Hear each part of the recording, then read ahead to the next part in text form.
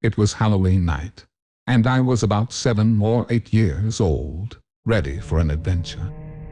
My mom usually took me and my brother trick or treating, but this year, things were different. She dropped me off at my friend Ryan's house, and I didn't know it then, but this Halloween would be like no other. When I arrived at Ryan's house, everything felt strange. His sister, much older than him, was always around, but she never talked to me. The house smelled like cats, and it always felt like something was off. Ryan's dad wasn't around, and his mom was rarely home. I didn't think much of it at the time, but looking back, I realize how different his house was compared to mine. It was kind of eerie, like no one was really taking care of things, and it made me feel uneasy, though I tried to ignore it as we got ready for Halloween. Once we grabbed our candy bags, Ryan, Ben, and I set off through the neighborhood. At first, everything felt exciting, like any other Halloween. But soon, people started asking why we were out without parents. Ben always answered the same way, saying his mom was ahead. I didn't think much of it, but the more we walked, the more uneasy I felt. As the night grew darker, fewer people were out, and the fun started to fade, replaced by a strange feeling that something wasn't quite right. As we continued trick or treating, we noticed a man slowly walking behind us, pushing a stroller. He seemed friendly at first, asking how our night was going. Then he offered us his leftover candy, saying his daughter was asleep in the stroller.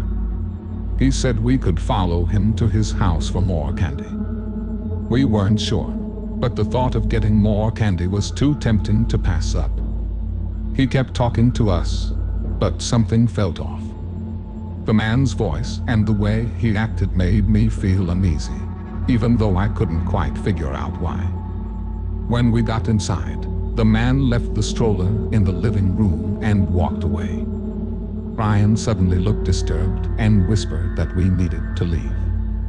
He ran to the door, and I followed, confused. As we rushed outside, we heard a woman's voice calling us. She was one of the man's neighbors, and Ryan quickly told her about the fake baby in the stroller. She took us to her car and drove us home, telling us to never go near that man again. I was shaken, and the strange feeling I had earlier finally made sense.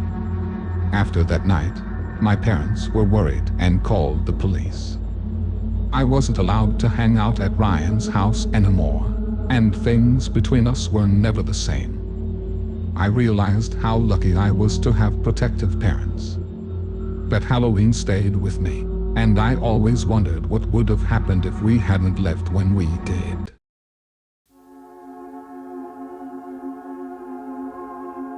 It was Halloween night in 2016, and I was stuck at home, tasked by my parents with handing out candy.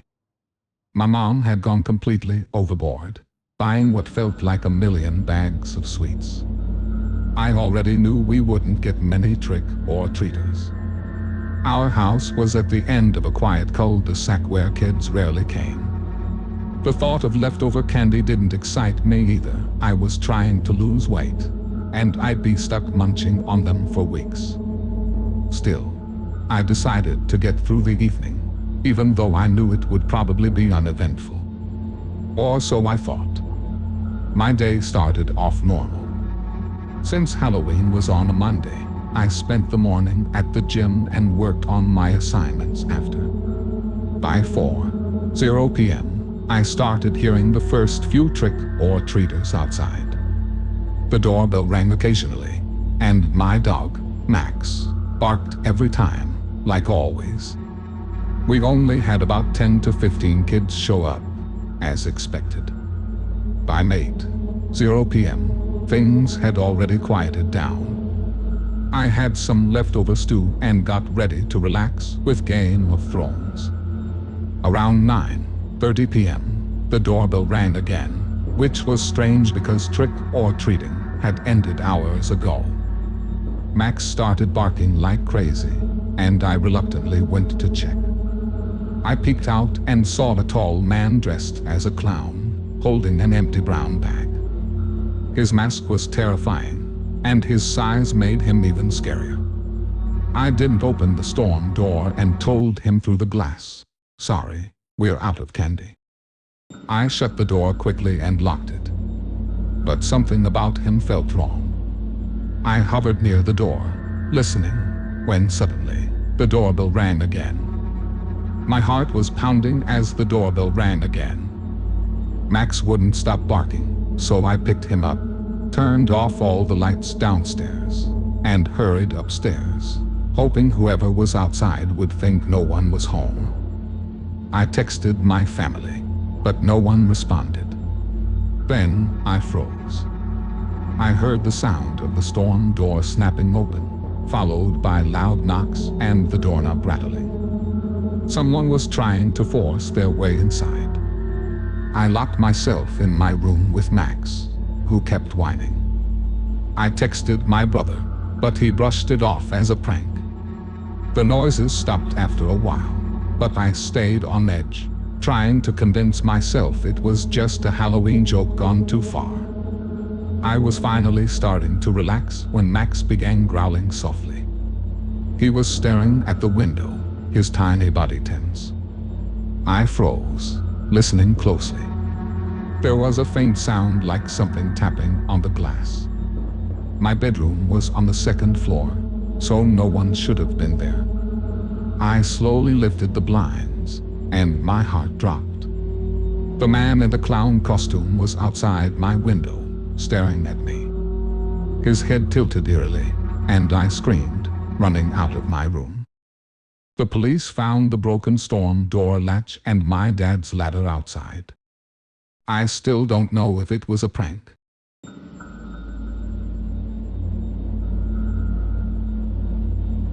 It was late October, the weekend before Halloween, and my friends and I were scrambling for last-minute plans.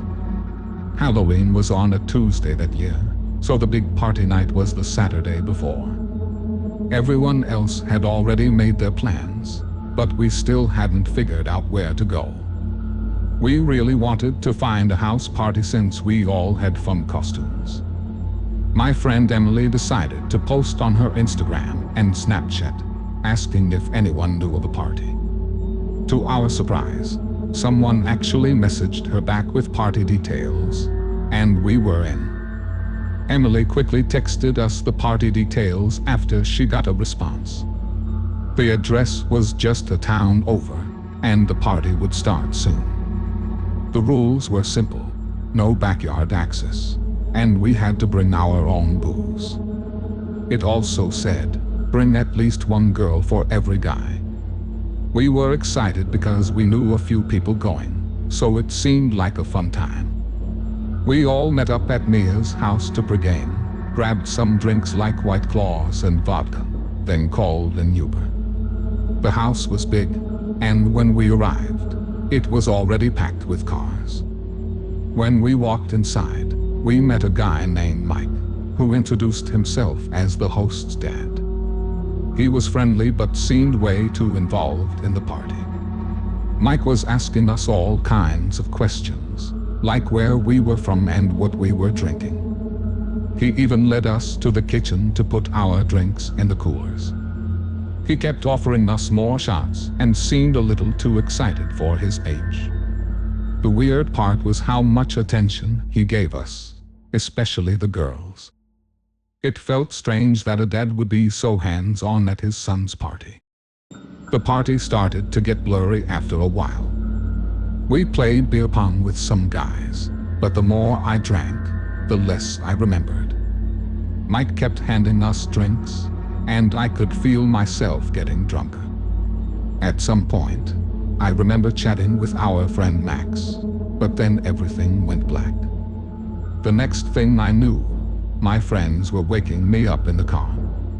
My head was spinning, and my vision was blurry. We were outside my house. Max helped me inside, and I stumbled to bed, feeling dizzy and confused, like something wasn't right, The next morning, I woke up feeling terrible. My head was spinning, and I checked my phone, hoping for some answers. But instead, I saw a bunch of texts from a number I didn't recognize. The first message said, "Hey, it's Mike." Then he sent, "You looked so cute last night," and followed it up with, "Where did you go? I miss my favorite girl." I felt a chill run through me. I couldn't believe I had given him my number. He sent a few more texts asking where I was and even tried calling me 3 times, all around 2 a.m.